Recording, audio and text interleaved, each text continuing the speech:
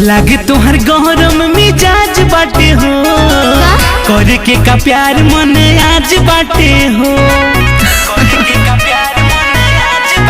हाँ हाँ लागे तोहर गहरम मिजाज बाटे हो, करे के का प्यार मन आज बाटे हो। यही से के मोड़िया ना छोड़ा तार खुला।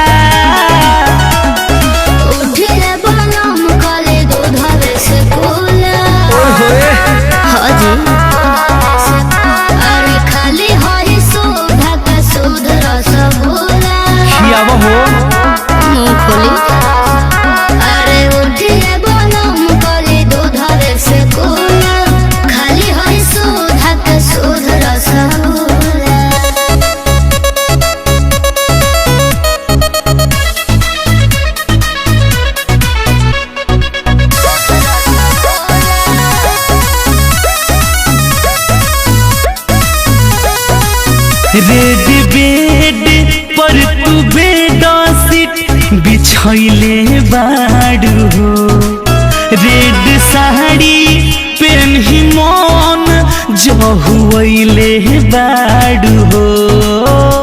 अच्छा हम सज धज जाहिले अनेरे में, रवा रहिला खाली मुँह फेरे में। जय के जहर मुआई तो बकुला। उठले बनम कले दूध से कोला।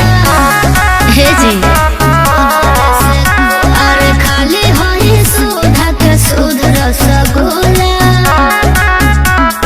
सुनी ना अरे उठले बनम कले दूध से कोला, खाली हई सुधा के सुध रसगुल्ला।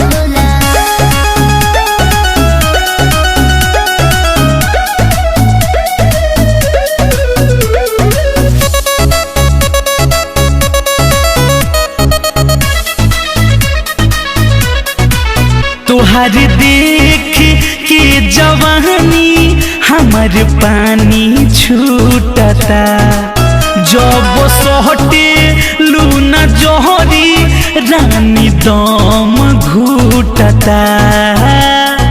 अच्छा चुपचाप बैठी ओ शुरुआत में करो ना झमेला, पिया सूरज मनु वाला बेला। गोदिए में आज झूलई का झूला। उठले बनम कले दूध से कोला। सचो में हाँ जी अरे खाली हई सुधा के सुध रसगुल्ला। अरे उठले बनम कले दूध से कोला, खाली हई सुधा के सुध रसगुल्ला। अरे लावत खियाई दे दो मुँह खोली।